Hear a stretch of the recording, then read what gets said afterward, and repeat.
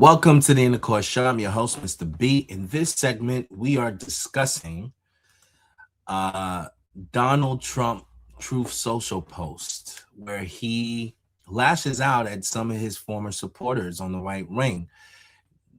People like Tucker Carlson, Megyn Kelly, Dave Smith, Nick Fuentes, and a few others ended up getting the rebuke from Donald Trump. We are going to analyze a PBD video where he mentions this and they discuss it, and we'll react accordingly to that video.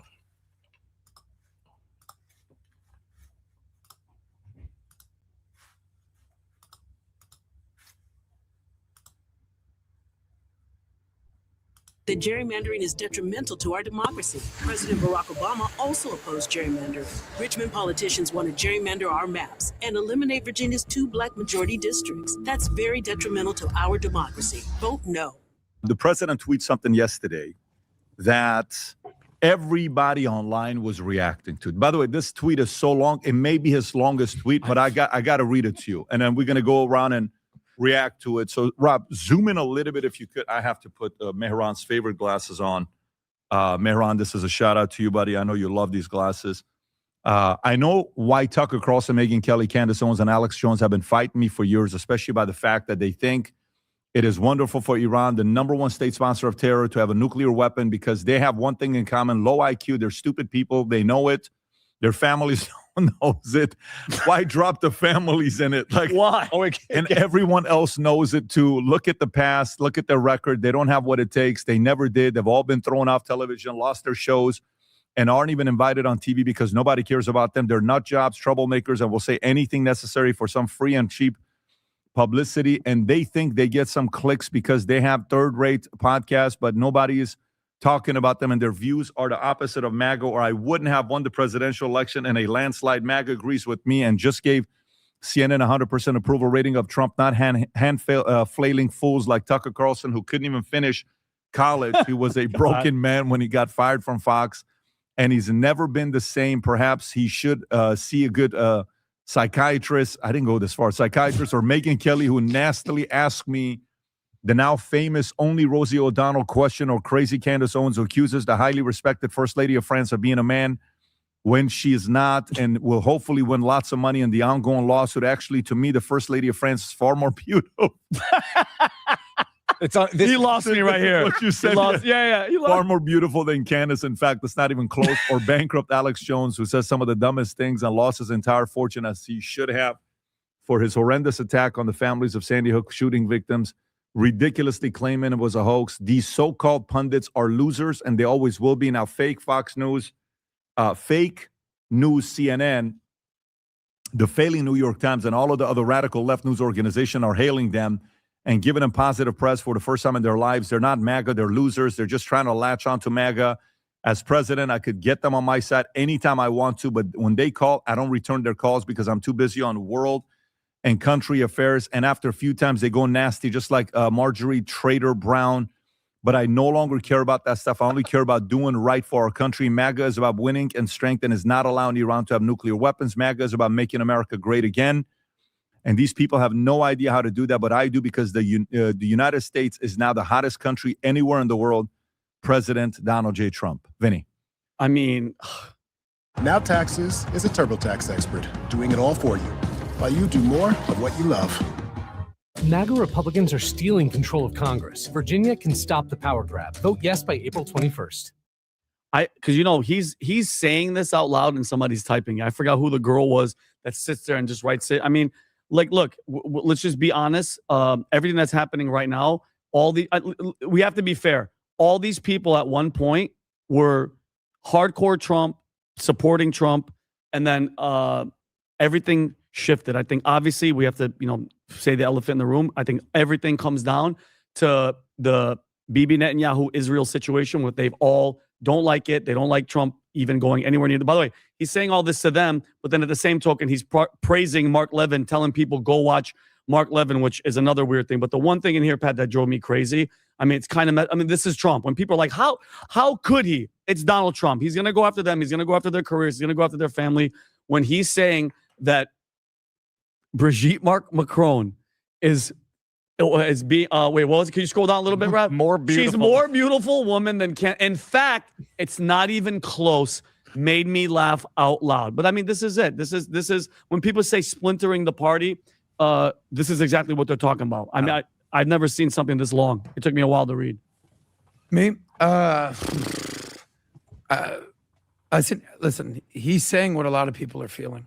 I think a lot of this comes down to the fact that Charlie Kirk is no longer with us. If Charlie was here, a lot of the craziness on the right would have been subdued. I think we need to understand the importance of Charlie Kirk as he basically brought everyone together and he opened up the dialogue between everybody, debate between everybody, and he said, this is the limit. Was it called the Overton window? The Overton window was completely shifted. And now without Charlie, all the craziest things have now come to the forefront. It would be so easy. We've talked about this in the podcast. It's so easy to just basically say, well, I don't know what happened to Tucker. Candace is crazy. I don't know what happened with Megyn Kelly. Alex Jones. Like, I'm not even going to do that. What I would like to say is, we always talk about, Pat, who's in your ear. You, the listener out there, have a choice of who you consume. We get a lot of shout outs on Manette. Hey, I love you guys. Appreciate you guys. Even some, you were wrong on this. Great. What I would say is be very careful for who you're listening to every single day. You know who I listen to more often now? People that have not switched up all of a sudden, like Tucker has. You know who I listen to? Glenn Beck. Incredible. You know who I think is absolutely incredible and does not get her flowers? Do you know Dana Lash? You know who that is? She used to be the NRA girl. She's incredible. I listened to her for hours on end. She's incredible. I encourage you guys to go listen to her. Makes sense. Ultra conservative. Brandon Tatum, Nick Mateau, even Mark Levin. You might not like him for whatever reason. Trump trusts him. So all these people who basically latched on to the MAGA movement, they're role players. They're not MAGA. Tucker, what did he say about Trump as soon as he left office? I despise the man. I can't wait for him to leave office. I'm generally not sure what happened to Candace. A lot of it, you said Bibi Netanyahu. The fact that we think that Bibi Netanyahu is controlling America is part of the problem. So they're allies of ours. Good for them. But let's just be very clear. Trump's in charge. All these people are second fiddle to Trump. Because we're in the podcast space, probably give these people a little bit more credibility than they deserve. And I would just encourage everybody out there to recognize who's in your ear. Are they opinions or are they actual news and facts? I first of all preface this by saying we all want Trump and the administration to succeed. Period. Full stop. Yes. I make a distinction between destructive criticism and constructive criticism. There's no constructive criticism that can be made of that tweet. It's, I think the only people really defending it are a handful, and they will defend whatever Trump does, regardless of what Trump does. You said, Charlie Kirk was keeping the fringe elements of the right in line. I view it the other way. I think Charlie Kirk was a voice of reason in Trump's ear. And when that voice of reason was snuffed out, Kirk would have said, maybe hold off on that post for a little while. I view the post only from a question of logic. And you're saying that Charlie Kirk would have held off Trump's posts? I think Charlie. I'm going to object to that. Trump's been posting for 10 years craziness. Well, no. Mean tweets are different than that tweet. That's a distinction. That's a mean tweet to me. No, that is a diatribe of what some will call a deranged tweet, and it contradicts so that's itself. Where you're going right now? No, it was deranged. No. That's where you're going with this? I'm going with that nobody reads that post except for a handful of people and says that's a great post. Nobody does. But true? But how can it be true? In the same post, he says CNN gives me 100% approval, and CNN is fake news. I mean, how do you make those two statements? CNN did do that. We covered that on the podcast. Well, first of all, but understand what I'm saying here. I've been saying for a little while, CNN coming out and saying Trump and MAGA has 100% approval. If you view that as a lens of fake news to convince Trump that what he's doing is pleasing MAGA, view CNN's statement as sabotage, not as truth, because it's not truth. And so once you view it that way, you have Trump saying, CNN is saying that I've got 100% support, when it quite clearly is not the case. So what's your point? That Tucker has credibility, that Megyn Kelly hasn't switched up, that Candace hasn't gone off the rails? Candace is that what you're saying? Candace has gone off the rails on certain issues. Megyn Kelly, Tucker Carlson. Issues. The main issue is that she basically is trying to torpedo Charlie Kirk's legacy. That's the criticism. But hold on, that's not. She's doing documentaries about Eric. That's Kirk. not Trump's presidency, Adam. What I'm talking about Trump's presidency. You're saying I'm going right to the source. He's calling these people out. Are you defending these people? I'm asking you. Am I defending these people? What do you think it's a good move to go after Alex Jones, who arguably but not arguably got Trump elected in 2016? Well, I'll hear you. I'll hear you and say, do you think it's a good move for Alex Jones to go after Trump? Because he doesn't agree with one thing that Trump did. The one thing that if could we're talking destroy about the- Iran, Trump's been talking about taking out Iran for decades. The one and all of a thing- sudden he does it, and it's a bad thing. the one thing of a truth post in which Trump says a civilization will die tonight, never to be brought back. He didn't do it. Didn't do it is different than not putting that tweet out. When that post goes out, do I expect someone like Alex Jones, who has supported Trump the entire time, to maybe sound the bloody alarm to Trump? That's not a good post. Don't act. You don't get credit for not acting on that post. You should have not put that post out in the first place. And maybe it's the voices like Alex Jones that got Trump to take a step Viva, back. and say, I hear you. Maybe a civilization dying tonight, never to be brought back, is not a good thing for midterms and 2020. Viva, I hear you and I respect you. The words that he says, you're smart enough to realize you can't go chasing all of Trump's words. You'll end up in the estate asylum we talked about in the last segment. Follow his actions. Trump's trying to make a deal here. In my opinion, when Trump did that, he's basically saying, pay attention to me, because something's about to happen in the next 24 hours. Because you know who moves the move cycle? One person, Donald Trump. None of these other people.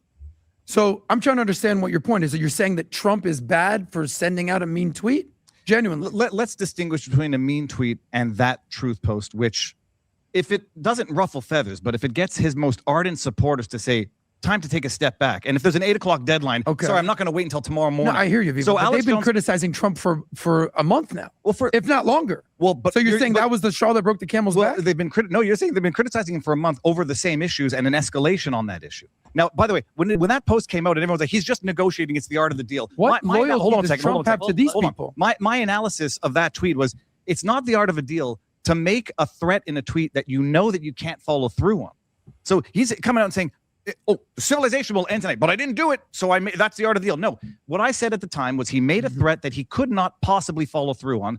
People knew it, and now it's arguable as to whether or not the 10-point plan or the 14-point plan, whatever, is actually a victory for Trump or a victory for Iran. It doesn't matter.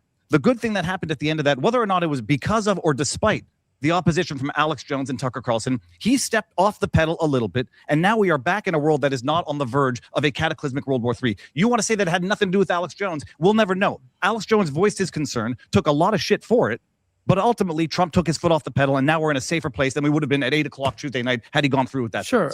I hear what you're saying. I'll just ask you one question. Who do you think has the most credibility? Who do you trust the most at this point with these decision makings? There's no room for trust. You trust you can Candace? trust but verify. You trust Tucker? I listen I'm to asking Tucker. you. I don't trust anybody except for a divine power. Sure. I'll listen. But there's to- levels of trust. No, I think there's trust is a bizarre word. Verify. I'll listen to Tucker Carlson. I'll disagree with him when he had on Trust is a weird word now. Yeah, because you don't trust. Trust implies that you abandon critical thought. There's levels of trust. No, there's verify. So I don't trust anybody except for my wife. I don't trust anybody. So now can't- listen. Why would you even trust your wife at this point? Because I've already dedicated my life to her. So if she Did you defies, verify that? if she defies Where's me, then your my wife life right is now? effectively over. There's no one else to Okay. whom I've dedicated my life except for a divine power. I Sure. haven't dedicated. So you to don't that. trust anybody. Okay, I don't trust anybody. But bottom line, the trust. You listen to Tucker. I'll disagree with him when he says something crazy, like when he has on George Stephanopoulos' sister and says that the Christian population in Israel is declining. Outright wrong. Called him out at the time about it. I'll listen to Alex Jones. Disagree with him at sometimes. You cannot deny the influence that Alex Jones has now, was integral in Trump getting elected in 2016. And I'm if you not think it's a downplaying good, his- but then the if you role think that it's a he's good played. idea, 6 months out of the midterm to do that, what would have been better? I have Listen a to what very, they say. I have a very different perspective, but than either one of you guys. Well, I was going to ask you, what did you think of the post? I'm What do you going to give my thoughts, but I'm going to go to Tom first, and I'll give the final thoughts. Go ahead, Tom. I'll make this quick. A lot has already been said. I remember one time getting really lectured by my dad, like really lectured. And he had been pushed over the edge, and he was going back and bringing up stuff that were months old. But I was his son, and I was guilty of a lot of that. And I said, Mom, what was that all about? And she said, you and your dad have had 2 really rough weeks, and he's really upset. Let him cool off. And that was really good advice. And I sit back here, and I see, I don't want to dissect the post, but there's a lot of people in there that have turned against him, and he's very frustrated by it. And he's looking for people looking around who are going to be telling him the truth. You don't think he's sitting around and questioning some of these military advisors that have told him some things? You don't think he's a little frustrated? And then the people put it on people looking at them. Oh, they supported him and now they're upset with him. So now they're saying these things. Look at the other way. He's like, they supported me and now they're saying these things. And so I think it's some of this. I agree with you about constructive and destructive criticism, but I think some of this is he really got pushed, and he's really gotten pushed by some of these people. And that's what I think. Yeah. So here's how I process this. I wrote this whole thing down while you guys are going back and forth to see where my mind is. Last night we're at the dinner. The tweet comes in. I'm reading it. I'm like, oh, okay, well, what just happened right now? So let's go through it. Number one, short term, midterm, long term. If we think about it short term, if Trump's made up his mind that he's doing this. Base 44 super agents, the next thing you can't live without. No setup. Just say hello. And he's going with the war, with all the access to information that you got, you're going through it. You cannot be surprised if people are criticizing you.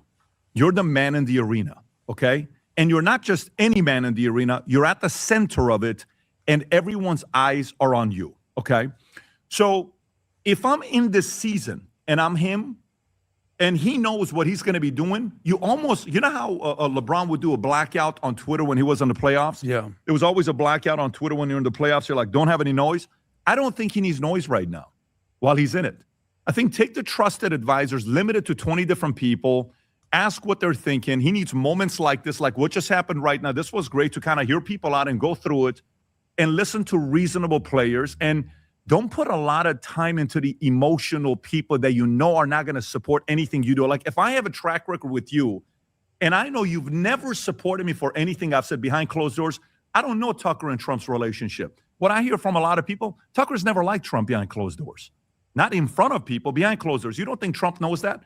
And I think in this case that he's in, he knows Megyn Kelly tried to come for him when she asked that question, and they went back and forth. And then it was great to see them on the 2024 when Megyn was up on stage and said good things about Trump. People wanted to see that. I thought it was a great moment in election. But I think if you're here and you've made up your mind, you're going through it, don't pay any attention to the noise. Go through your advisors and make the decision based on what your advisors and people are telling you. You're going to get natural criticism. And by the way, here's a tough part about decision-making. When I'm an operator and I'm running a company, there was a couple guys that behind closed doors were so freaking manipulatively critical about every move I made. You know what I realized? I realized I am never going to win them over. So their criticism had this much weight with me. Mm-hmm. Zero. I don't care what you say. Your credibility is here. Literally, I never listened to anything they said. Then there was a guy that was 50-50 with criticism that he would give. And he had moral authority because he was building a business. That guy carried weight. And then there was the ass kissers that you couldn't ever do wrong. I couldn't go to them all the time because they would never tell me the real thing because they always wanted to just tell you whatever you wanted to hear. Trump needs to not be tempted by these guys and by these guys. Both of them are dangerous to you. The guys that you will never, ever win over, you can't try to win them over. There is this element of a man like Trump or all of us that we want to win over the people that criticized us. We want to win them over. You're not going to. Right. So just let that go. And then there's the other part of guys that are they're constantly doing what? They're constantly firing you up. Like I remember I had a couple guys that would come to my office every time there was bad news. I would ask them, Tom, you'd remember this.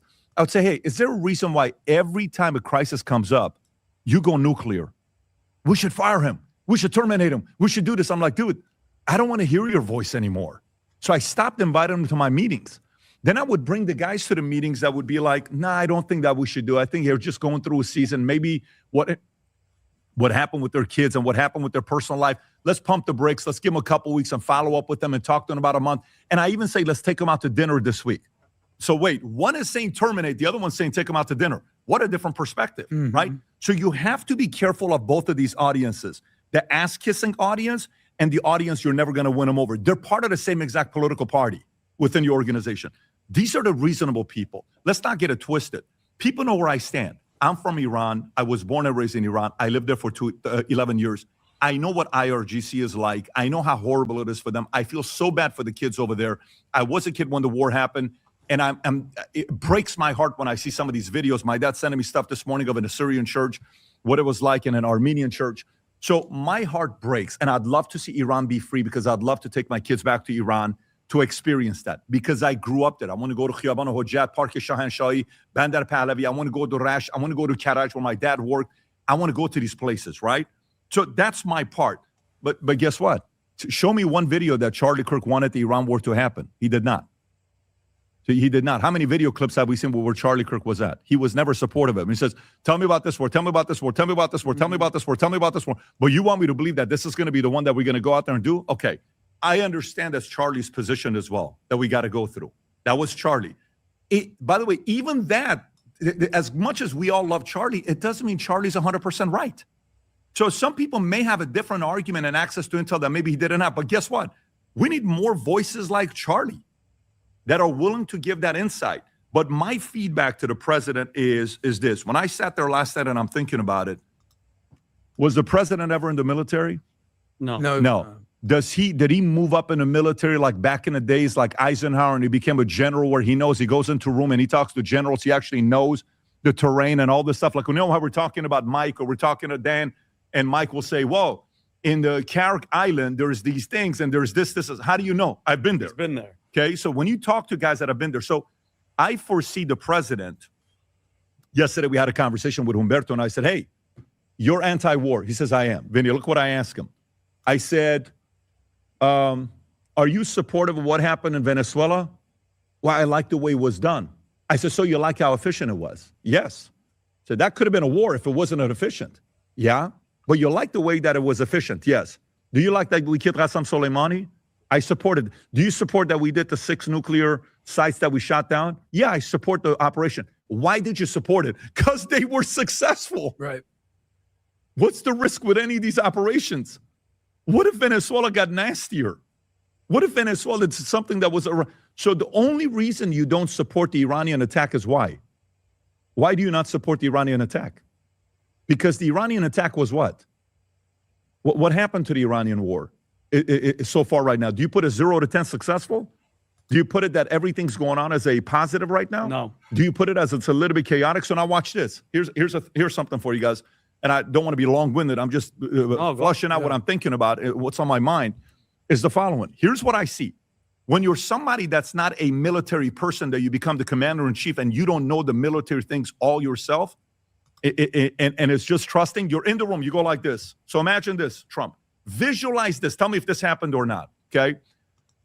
So General XYZ, Pete Hegseth, this thing that we do here with Venezuela, how long do you think it's going to take? Hey, Delta, how long do you think this is going to take? Sir, it's going to be a wham-bam operation. We're out. We're going to get it. Are you sure? Yes. How do you know that? Let me show you the intel. Boom, boom, boom, boom, boom, boom, boom, boom, boom, boom. So you don't think it's going to be chaotic? No. Okay, green light, go. They go, they come back. What does Trump say? Oh, wow. Now, who gained credibility? That general. That general and who else? Hegseth and who else? The Delta Force that went in and did, or Navy SEALs. Okay, so hey, we need to go in there and 6 bombers and all this other stuff. Mr. President, we got it. It's going to be quick, wham, bam. We're going to drop it. It's going to be to. Okay, great, go. And they go in, they come out. Boom, no boots on the ground, no nothing. Guess what? Great. But now the question is what? Did we really go that deep that we hit the whole thing? I don't know.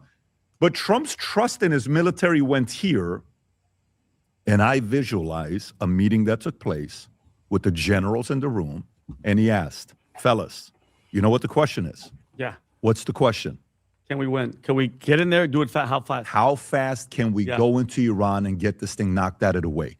And who do you think was in that meeting? Probably Bibi. That's the New York Times story. Yeah. And let me go through this, and I'm going to turn it over to you. Perfect. So segue. for me, that meeting took place. Yep, you're right. And in that meeting, here's the problem. That I feel his frustration. Mm-hmm. You know what the frustration I feel for him is the following. And I want you to tear apart my argument. Go for it. If you want to find anything that you find leaks, tear it apart, okay? I have a feeling in that moment he sat there and he's like, you're telling me this is going to be a quick operation? Yes, we're going to go in, we're going to wipe out the 50 leaders, and they're going to be so scared, they're going to come out and they're going to do this, and it's going to be done, and we're going to go in Venezuela, maybe a little bit tougher, but we need 2 to 4 weeks. Are you sure? Bibi's like, Mr. President, the intel we have with Mossad, we are scored away. This is going to be easier than we think. And then he says, so Okay, great. You think? Yes. Heck said yes. Are we all on the same? These guys are not. Fire those 3 generals. What did that person say? Hey, put the Tulsi outside. She can't be on the inside. So then the president in that moment, this is the burden of being a president. This is a hard job. Guess what the president did in that moment? Trusted who? Bibi and the intelligence. Trusted those people. Yep. I didn't say Bibi, because you have the meeting with, see, that's the part that's a little bit manipulative when people say that, Vinny. I have a meeting with Bibi. I have a meeting with Putin. I have a meeting with Xi. Yeah. And then I come back and I say, what do you think about what Bibi said? And I ask you, you're the final thought, not Bibi. Right. Yes. I don't know if you know what I'm saying. 100%. Yeah. This is Bibi. My next meeting is Rubio. What do you think? Yeah. So then Rubio says, Pat, we can't do 2 out of the 4. But at the end of the day, he called the shots. And what's the shots? All right. Because I would ask the question, what percentage do you think this is going to be a 2 to 4 week operation? Mr. President, 80%. And he called the shots. And then the 80% wasn't 80%. Why? One rule. And I said this to you yesterday. And here's a thing that people don't underestimate a lot. This is the biggest thing they underestimate a lot, Vinny. And I really didn't want to go on a 20-minute message with you guys, 10-minute, whatever I'm doing, because I want us to go to other stories. Is the following. One of the greatest quotes ever told in Formula One is, I knew I was going to beat him because he has wife and kids. I knew I was going to beat him because he had wife and kids. What's he trying to say? He's not going to go full speed on the turn.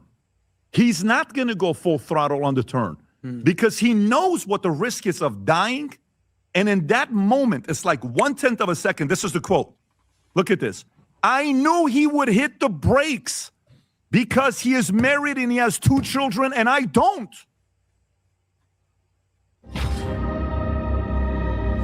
For the first time in modern history, college student graduates. And I don't.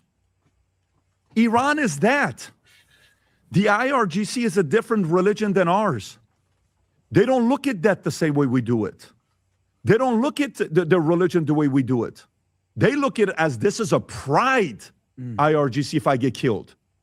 This is pride. My prophet's going to be happy with me. He's going to be pleased with me. So what happens when you face an enemy like that?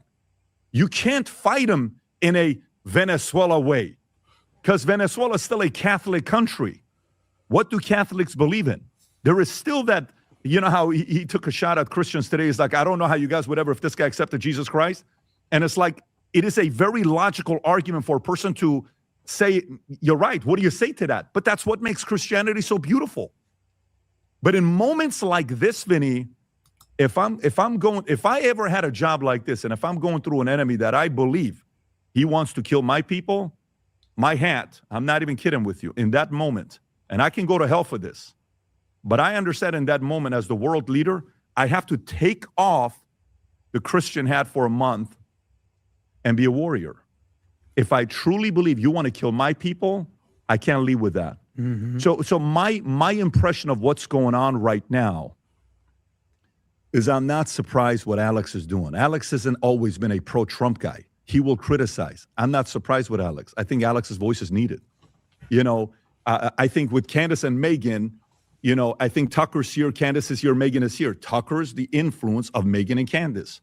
Whatever Tucker says, Candace and Megyn will say. They're very aligned. That's their leader. They follow Tucker's lead. Tucker gives them counsel. They execute on Tucker. And maybe that's because Tucker's got aspirations. Maybe because they want to get behind Massey. Maybe there's stuff. You better believe alliances are being built right now for 2028. So I think there's something that's going on there with alliances. But the reality of it is, I think the president is in a very, very difficult position. And the only thing I'm going to tell the president is have a blackout with tweets until the war is over with. And I know it's not possible with him because that's not his style of doing business. Finish it off. And then come back. You already chose to be here. If you kill 50 of them, if I kill 50 of your relatives and you're the last person remaining and I don't take you out, what do you think is going to happen long term? Kids, and then they're going to. So either don't go, great. But if you're in, now you don't want to do anything, retaliation's around the corner long term. So short term, yeah, ceasefire. Oh, awesome. Market's up. Short term, we're doing good. But is that the right thing long term? None of us will know for 10, 20, 30 years. None of us will know. Here's the good news to give all of you guys. Do you remember when I said to you about a month and a half ago? Okay. So that was the PBD crew giving their take on Trump's tweet rant that he had on Truth Social. One thing I agree with Patrick Bet-David on is that Trump is in a tough spot. He did put himself in this tough spot, though. And I think that's something he has to take accountability for. I do believe Trump's the type of person that does like to have dissenting opinions. So I'm sure he had the people that was pro going into Iran militarily, and he had some people who was against going into Iran militarily. And I think somehow, some way, Trump got persuaded to go into Iran militarily, possibly because he was led to believe it was going to be easy and the people were going to raise up against their government and overthrow the government because that's how much they've been oppressed and that's how much they needed that. Who do I believe pushed that message to Trump? Probably the Israeli crew, the Netanyahus and those folks was pushing to Trump. It's going to be essential. It's going to be easy. I 100% believe that, because that guy for the last 20, 30 years have been trying to get the U.S. to take military action against Iran because that's who he perceives his biggest threat is in the Middle East. That's the one country that is heavily populated, that is militarily astute, that obviously could put up a fight and that could oppose their rule. And I believe, Netanyahu and Israel has ambitions of expanding their territory. That's a fact. They want to eliminate their threat and they want to expand their territory. You can see it happening right now in Lebanon, and I don't believe it's going to stop there. Obviously, it's happened in with the Palestinians. So I don't believe it's going to stop. That man's got ambitions, and he's trying to convince whoever he will listen that they need to follow his lead. And there is a track record where he has made the case for Iraq. He has made the case for Libya, and all these places we ended up in a conflict with. These are people who have been keeping score and who see things for what it is.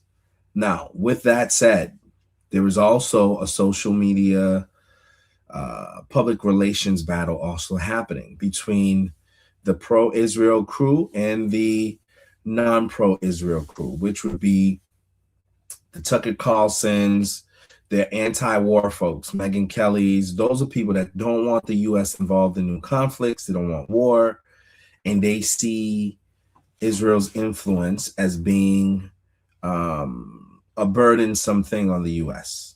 That's the arguments that they make. Now, some of them go overboard with the arguments, particularly Candace. I think she has her own personal animus towards certain people on that side, and others just try to make the case down the line. But that's where the two sides of the camp was. At one point, Trump was neutral in that conversation. There was a time where I believe it was the what's the guy's name? Mark Levin or something. I think that's his name. He was arguing that these guys shouldn't have free speech to voice their opinions. And Tucker was arguing back with him. And Trump said Tucker should have the right to express whatever opinion he wants to. So initially, Trump sided with Tucker and to try to quell that argument. Since he's gone into Iran, I think Trump doubled down. And I think what you're seeing here is that people will support you as long as you are aligned with their interest. And I think where Trump might have gotten it wrong is that he assumed that his supporters are going to stand with him irrespective of what he does. Despite whatever decision he makes, the supporters are going to be with him because they're going to trust his judgment, and they're just going to walk blindly in whatever direction he leads them to. And unfortunately, that is not the case. While a lot of people support Trump and think highly of him, there are things that obviously will disrupt them from supporting him. There are some particular points of policy that I think are people's breaking point. It seems like Tucker Carlson, Megyn Kelly, they don't like watching little babies burn up and innocent people dying. I think that's at the core of their argument. They don't like war. They don't like what it does. They don't like being associated with it.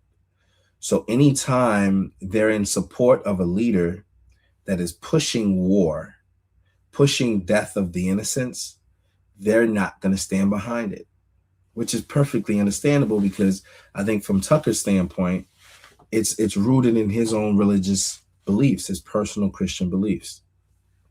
And I can agree with that. I actually share with that point of view. I don't like war. I don't like seeing us tied down with these pointless wars where innocent lives are shed. So I could understand where he's coming from. Now, the PBD crew, obviously these are guys who are connected. Adam is a big, supporter of the Israeli movement and things of that nature. So they're going to naturally defend the war for the most part. Obviously, Patrick Bet-David himself has Iranian roots. He feels like there should be a regime change. Deep down inside, he wants to see it finished. So these people kind of have their own personal reasons as to why they stand for that. And they're in a position where everyone's well off. They may not have any dogs in the fight. And as far as they can see it, they're going to side with what seems to be the thing to do. With people outside of their point of view, they see it differently. They think, hey, you know what? I have friends and family that's in the military that may have to potentially be called to fight this fight. I'm not that convicted as to why we should go in here. This threat that's being portrayed as an imminent threat is not imminent, because for 10 years, 20 years, they were 2 weeks away from from being nuclear armed, and it's still the same storyline. So for some people, they don't see it. They can see the ambitions of one country that wants to expand, and they don't want to stand behind it. Now, I do think on both sides, Trump felt betrayed by some of those supporters that he thought would be with him irrespective of what he did. And I think the people who are turning away from Trump also feel betrayed, because Trump ran on a policy of no more wars, no more getting involved in foreign conflicts where the U.S. is policing the world and going around spending money on things outside of our borders that does not help our people. Both, I think, have legitimate cases. Now, I believe Donald Trump is extremely, extremely stressed. And I think there's a lot that a lot of us are not discussing. I think he feels threatened to support this cause because he's all the way in it. He dug himself in it. But at the same time, too, when your own supporters are criticizing what you're doing, you're kind of on a road all by yourself. And when it doesn't pan out the way you were led to believe it was going to pan out, with people overthrowing their government and it being a cinch, now it's even worse, because you look like you made a mistake.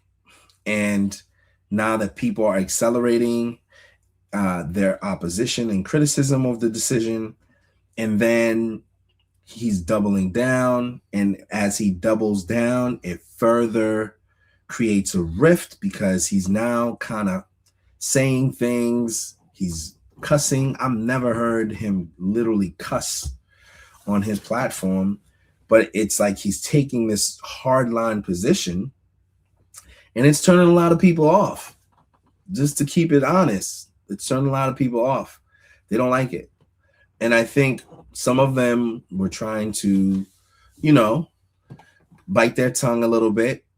But the more and more this continues to escalate, the longer that this continues to go, the more it looks like we may have ground troops on the ground And for those people who feel like this is going to cause the Republican the race for the midterms, and now we're eventually going to be under the rule of the opposing party, the Democrats, they're seeing something else, because once Trump is done with his additional 2 or 3 years left, he's out of there. So these people are long-term Republicans who wants to see the party continue to flourish. And I think that's their point of view. And they're just going to argue that Trump is not on the right path, because I don't believe Trump has those people in the room to make the arguments. So I think they're just using their platform to say what they feel is Trump's blind spot. To be totally honest, I actually think Tucker Carlson, maybe he didn't originally like Trump, but he's grown to like Trump. I think Candace Owens has liked Trump. She's kind of all over the place from time to time. She has some odd theories. Can't say I support everything she says, but you know, she does stand 10 toes down on what she believes in. So you got to respect that. Then you have the other people, Alex Jones, the guy potentially faced jail time and has, you know, been an unapologetic supporter of Donald Trump. And I've heard him say, let's pray for Trump. So these people don't want to see Donald Trump fail. I don't believe that that's the case. I think they want to see him win, as do I. I want to see all U.S. presidents win, right? But at the same time, if somebody's doing something that goes against your personal principles, I don't believe you blindly stand there and allow it to happen. Like I wouldn't be around somebody who's in the act of committing a murder and I don't say, hey, let's not do that, because I don't believe in just committing murder, right? So I wouldn't just be there not saying anything to stop something that I believe is wrong. And I think that's how these people feel. They feel like as much as they like Donald Trump, as much as they supported him and have been an advocate for him, on this one particular policy point, they don't agree. And in a free country, when you should be able to voice your opinion, they're just voicing their opinion, right? Now, one, Nick Fuentes has said, you need to vote for the Democrats because they feel like they've been totally betrayed by the Republican Party in the fact that they're doing this war. But I totally understand the arguments for why they don't think it should be. It's costing us all more money. It's, you know, not everybody is millionaires. Patrick Bet-David and his crew, those guys are millionaires. It's not going to hit them the same. Their money is made. They're good. For the rest of us who's just, you know what I'm saying, surviving and living life, you know, these decisions that our leaders make have real world impacts on our lives, on, you know, what happens with us. And a lot of people here in the US can't justify why everything costs more simply because we chose to involve ourselves in a war that we didn't have to involve ourselves in. And you have to respect it. And that's the perspective that a lot of people don't really get, is that not everybody is Donald Trump. He's a billionaire, right?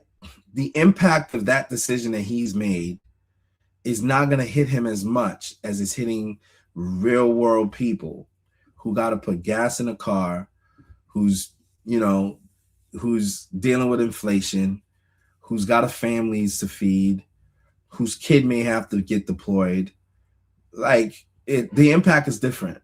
So I think sometimes you could be in your bubble that you don't understand the impact. Now, that's not to say that Trump makes that decision lightly. I don't think he does. I think he's a guy that does consider the impact to people. And for the most part, I would say Trump has fought a lot of battles, not for his own personal gain, but for the American people. I think he's taken a lot of bullets. I think he's taken a lot of attack because he stood on his principles and wanted to actually give a voice to the voiceless. And for that, a lot of people will respect him. And for that, a lot of people will appreciate him and are hesitant to walk away from him. But there is a point where decisions he's making may hinder their support for him.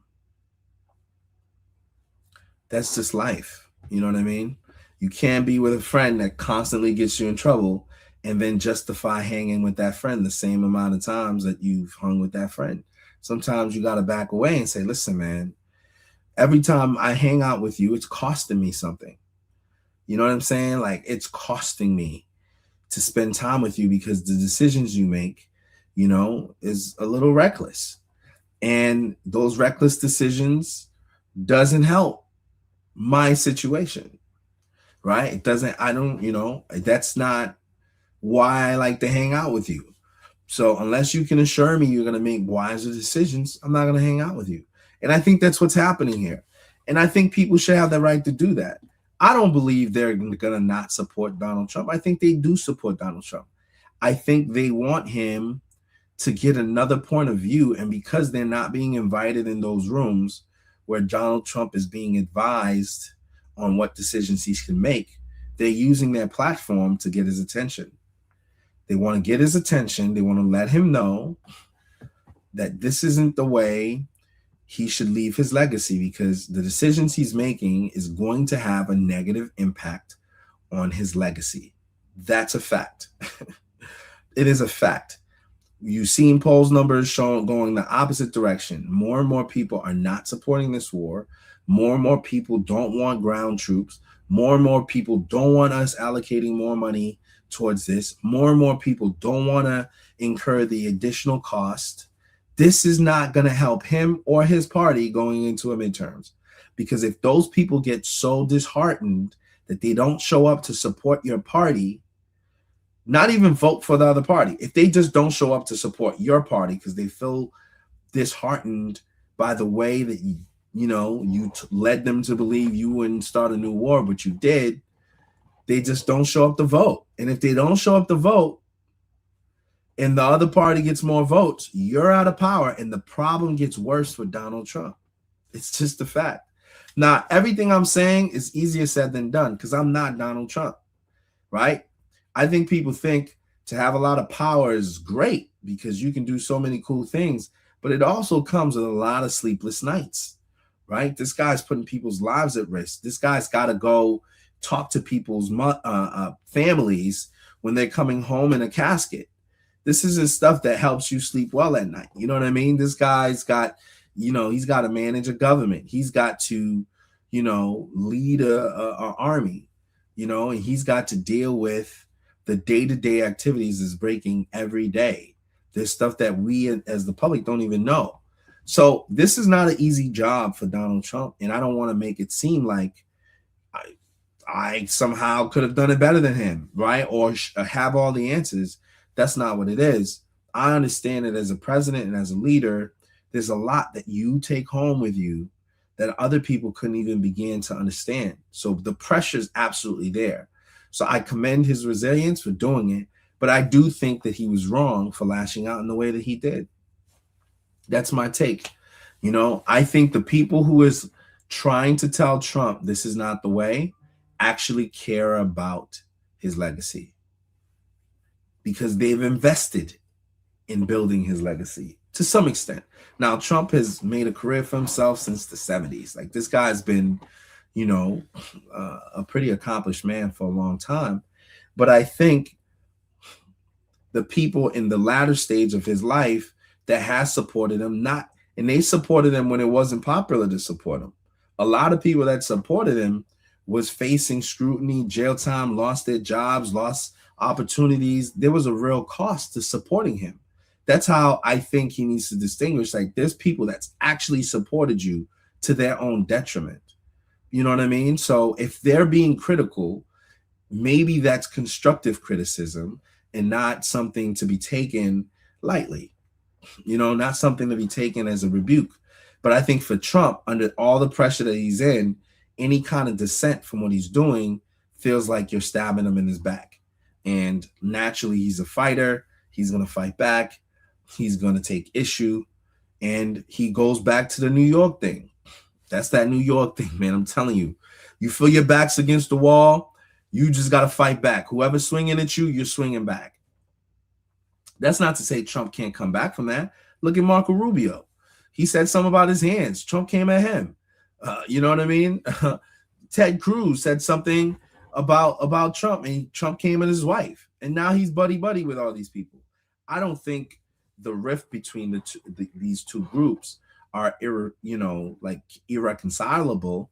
I think they can definitely resolve it, but I just think because there's so much pressure on Trump, anybody who says anything to the contrary, he views as they're his enemies. And if they're his enemies, then he needs to lash out and fight them. It's who he is. It's in his blueprint. So I just feel that he needs to be prayed for, that God gives him wisdom, that he makes the decisions that are in line with who he is and what his principles are. Trump, I believe, loved being an agent of peace. He wanted the peace prize because he wants to resolve conflicts. I think that's who he is at his core. Now, when he has to lash out, I think he's doing it with the intent for peace. But I think he bit off a little more than he can chew on this one, because there's so many different interests to manage that it's not just Trump pulling the strings. And when you put yourself in something like that, it just gets too crazy. So again, all we can do is pray for the president and hope that he can, find wisdom from God to find a peaceful solution out of this situation before things get worse. But,